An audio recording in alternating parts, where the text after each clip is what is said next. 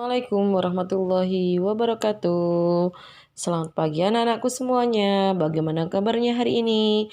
Alhamdulillah, luar biasa. Allahu Akbar. Yes. Pada pagi hari ini kita akan belajar tentang pembahasan tema 7 subtema 1. Sebelum pembahasan dimulai, marilah kita membaca basmalah terlebih dahulu. Bismillahirrahmanirrahim. Yuk sekarang kalian buka buku bahan ajar kalian tema 7 halaman 1. Nah, hari ini kita akan belajar dengan tema 7, benda, hewan, dan tanaman di sekitarku. Subtema 1, benda hidup dan tak hidup di sekitar kita. Anak-anak, apakah kalian sudah tahu apa saja benda hidup itu dan apa saja benda tak hidup itu yang ada di sekitar kalian? Tahu ya, karena setiap benda itu memiliki ciri-ciri. Jika ciri-cirinya itu masuk ke benda hidup, maka namanya benda hidup. Jika ciri-cirinya itu masuk ke benda tak hidup, maka dia masuk di benda tak hidup. Apa saja sih ciri-cirinya? Yuk kita lihat. Nah, ini dulu ya, amatilah gambar di bawah ini, lalu jawablah pertanyaannya berdasarkan gambar. Ini hanya menyebutkan saja bendanya. Ini terserah, setiap orang beda. Setiap anak pasti beda isinya. Ada yang orang dulu, ada yang siswa, guru, globe. Ini globe ya namanya. Terus papan tulis, bunga, dan lain-lain. Terserah ya. Nah, ini kita akan mengenal ciri-ciri benda hidup dan tak hidup. Nah, ini perhatikan ini nak. Ini ada orang, ini ada kucing, ini ada tumbuhan. Nah, apakah dia masuk benda hidup atau benda tak hidup? Ciri-ciri benda hidup. Jadi 3 itu termasuk benda hidup. Kenapa? Karena memiliki ciri-ciri. 1, dapat bergerak sendiri. Ya kan? Jadi kucing juga bisa bergerak sendiri, kalau orang juga bisa, terus tumbuhan bisa nggak usah, tak bisa. Dia bergerak mengikuti cahaya matahari ya, seperti itu ya. Oke, ada yang condong ke depan, ada yang condong ke samping, kanan, ke kiri, itu bergerak dia. Oke, mengikuti cahaya matahari. Terus bernafas. Apakah 3 ini bernafas? Iya, semuanya bernafas. Ya, nomor 3 adalah memerlukan makanan dan air. Apakah tumbuhan juga memerlukan makanan dan air? Iya, nak. Makanannya berasal dari tanah dan juga air. Biasanya kita menyiram tanaman tersebut, ya. Sepeda, boneka, dan mobil-mobilan termasuk benda tak hidup. Mengapa kok benda tak hidup? Karena memiliki ciri-ciri. 1, tidak dapat bergerak sendiri. Jadi sepeda itu misalnya berhenti sepedanya. Apakah sepeda ini bisa tiba-tiba sepedanya keluar rumah kalian? Kan nggak mungkin. Ini harus ada yang menaikinya. Nah, dia tidak bisa bergerak sendiri. Boneka juga begitu. Mobil juga begitu. Kalau tidak ada bensinnya, dia juga tidak bisa bergerak sendiri. Tidak ada yang menyetir, tidak bisa bergerak sendiri. Gitu ya. 2, tidak bernafas. Mereka tidak membutuhkan oksigen, tidak mau bernafas kan. 3, tidak memerlukan makanan dan air. Meskipun kalian punya boneka di rumah, kamu kasih makanan, apakah dia bisa makan? Apakah dia akan mati ketika dia itu tidak diberi makan? Kan enggak, tetap kan ya. Oke, itu ciri-cirinya. Nah, sekarang kalian sudah pergilah keluar ke rumah kalian dan amati benda-benda di sekitar. Setelah itu kamu kelompokkan. Ini semuanya sudah ya. Selanjutnya ini halaman berapa ini ya? 4. Di halaman 4 itu ada banyak benda. Nah, tentukan kelompok benda hidup atau benda tak hidup sesuai gambar. Benda hidupnya apa aja? Ini. Nah, benda tak hidupnya ini. Dibaca sendiri ya anak-anak, karena sesuai dengan ciri-cirinya. Oke. Selanjutnya, menulis tegak bersambung. Anak-anak sudah menulis semuanya kan? Oke, sesuai dengan contoh yang diberikan Ustadzah. Selanjutnya halaman 6. Nah, buatlah kalimat anak-anak. Sebenarnya ini contohnya yang diinginkan itu kalimat dengan menggunakan kosakata di bawah ini dengan menggunakan huruf tegak bersambung. Kalimat itu seperti ini, nak. Nah, kalau ini satu ini namanya ikan. Ikan itu namanya kata. Lah, kalimat itu gabungan dari kata ini yang memiliki arti yang komplit. Nah, contohnya nomor 1 ikan. Ikan hidup di air. Papan tulis. Tina menghapus papan tulis. Kucing. Kucing Bima ada 2. Meja. Meja terbuat dari kayu. Air. Air adalah ciptaan Allah. Ustadzah, apa harus sama dengan ini? Tidak. Boleh kamu membuat kalimat sendiri. Misalnya papan tulis. Aku menghapus papan tulis. Boleh. Papan tulis itu berbentuk persegi panjang. Boleh. Jadi membuat kalimat itu terserah kalian. Cuma ini perintahnya harus ada kata ini. Itu namanya kalimat ya nak ya. Selanjutnya halaman 7. Aturan menghemat air. Halo, siapa yang di rumahnya bisa menghemat air? Gimana sih caranya? Banyak sekali caranya. Kalian sudah belajar. Nah, ini jawabannya. Ayo berlatih. Apakah gambar di samping menunjukkan sikap yang sesuai dengan aturan menghemat air? Jawabannya iya. Karena mereka, kalau ada apa alasannya, jangan lupa kata karena.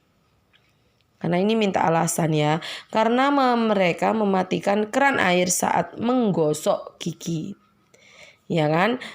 Ketika kalian menggosok gigi pakai pasta gigi dan sikat giginya, itu kamu matikan dulu airnya, kerannya, biar bisa menghemat air. Kalau tidak dimatikan, berarti tidak bisa menghemat air. Airnya tidak dipakai, terbuang sia-sia. Nomor 2. Tidak ya. Karena dia itu menyalakan TV dan radio saat bermain game. Jadi dia itu tidak memperhatikan TV-nya, tidak mendengarkan radionya, tapi anaknya tidak menggunakannya tapi tidak dimatikan.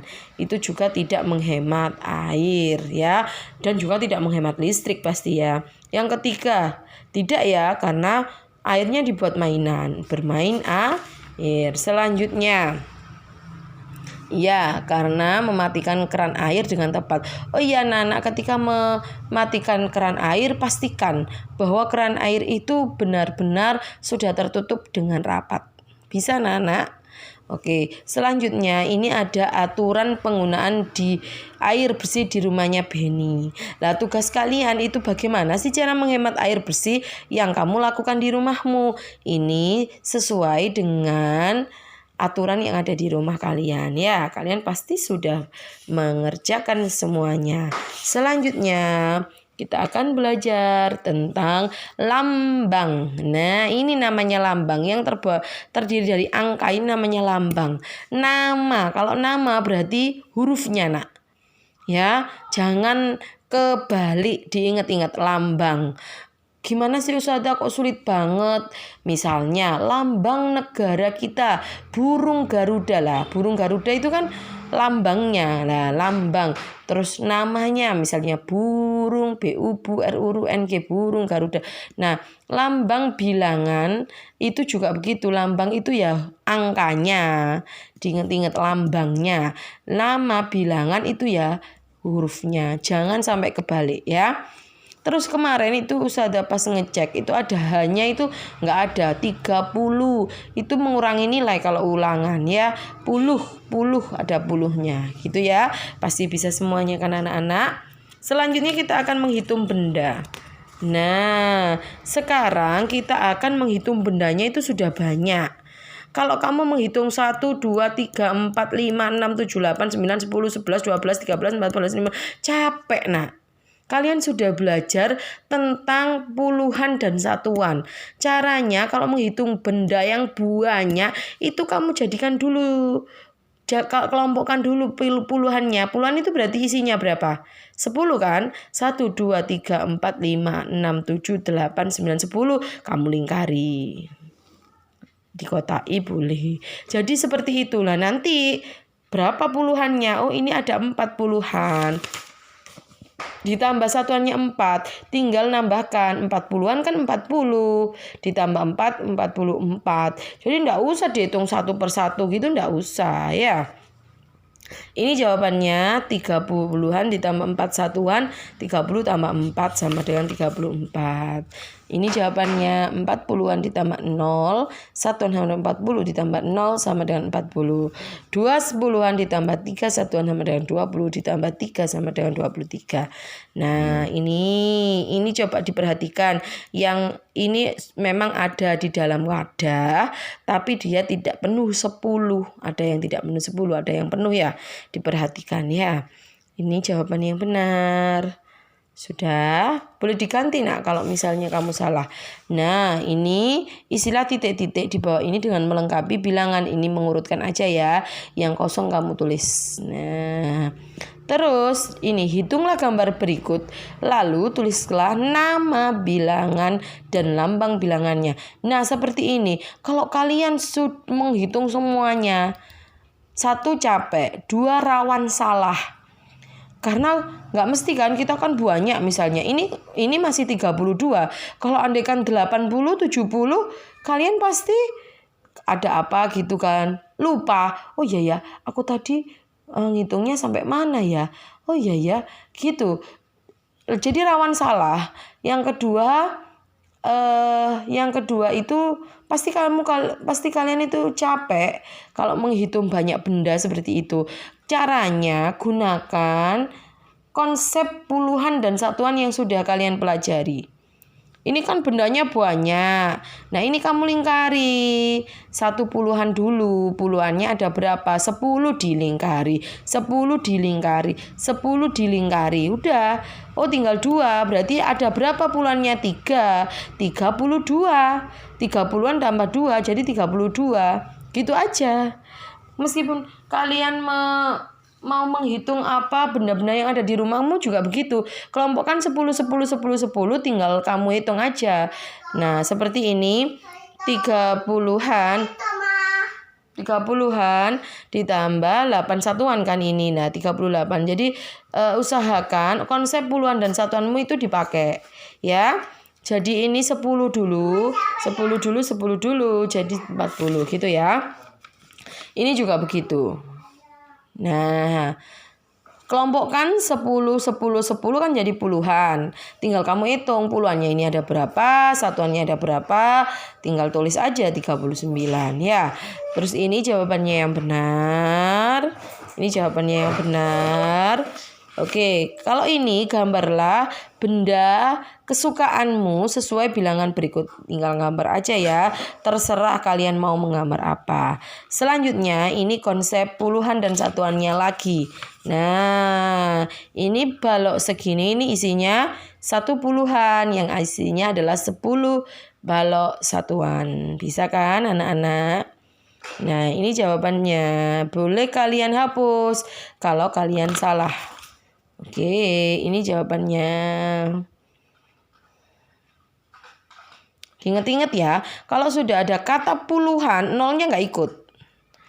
Ya, karena dia sudah ada nilai tempat. Kalau tidak ada nilai tempat, seperti ini 50 tambah 0 ini namanya nilai angka. Nilai angka. Nah, paham ya?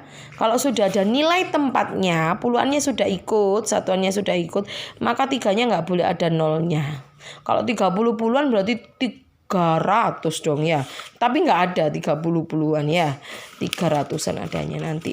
Nah, selanjutnya adalah kita belajar karya seni 3 dimensi. Karya seni 3 dimensi adalah karya seni yang memiliki ciri sebagai berikut. Yang pertama, karya yang memiliki 3 ukuran. Ada panjang, lebar, dan tinggi atau volume. Kalau karya seni 2 dimensi kemarin hanya panjang dan lebar. Kalau 3 dimensi ada volumenya. Jadi mengarah ke bangun ruang ya. karya yang dapat dilihat dari segala arah. Dia juga bisa dilihat dari segala arah, bisa dari depan juga masih kelihatan, dari belakang bisa, dari kanan bisa, kiri bisa, atas bisa, bawah bisa. Seperti misalnya kita ambil topi. Kita lihat topi dari belakang bisa, dari depan bisa, dari samping bisa. Kalau karya seni 2 dimensi misalnya gambar ya, foto kalian misalnya figura, kalau dibalik kan tidak kelihatan itu. Ya, hanya dari depan saja. Tapi kalau karya 3 dimensi bisa dilihat dari segala arah. Selanjutnya, ini membuat anak ayam ini hari ini harus dikumpulkan. Ya, silakan dikumpulkan ke gurunya masing-masing. Karena hari ini adalah pengumpulan karya seni 3 dimensi yang sudah kalian buat. Nah, selanjutnya ayo berlatih, amati gambar karya seni berikut dengan baik, lalu beri tanda centang untuk karya seni 3 dimensi. Kolase kertas, tidak ya? Oke, kolase itu menempel-nempel itu loh nak. Kalau dia dilihat dari belakang kan nggak kelihatan. Boneka kayu iya, teko iya, lukisan no ya, topeng kayu iya, foto anak tidak juga ya, patung iya, lukisan tidak, foto tidak, meja kursi iya, guci iya, poster tidak, celengan iya, keranjang buah iya, vas bunga iya, mainan mobil-mobilan juga iya. Selanjutnya lembar evaluasi. Nih jawabannya. Bisa dilihat. Oke. Sudah. Selanjutnya ini. Oke, itu dulu ya pembahasan tema 7 subtema 1 hari ini. Jangan lupa tetap semangat belajar di rumah. Bagi yang belum mengumpulkan tugas, segera dikumpulkan ya nak ya ke gurunya masing-masing. Dan bagi yang belum mengumpulkan karya seni 3 dimensinya atau anak ayamnya, juga silakan dikumpulkan karena hari ini sudah penilaian. Terima kasih, sampai jumpa besok di pembahasan subtema 2. Oke, terima kasih. Kita akhiri dengan bacaan hamdalah. Alhamdulillahirabbil alamin. Tetap semangat belajar, sholat 5 waktu dan patuh kepada orang tua. Wassalamualaikum warahmatullahi wabarakatuh.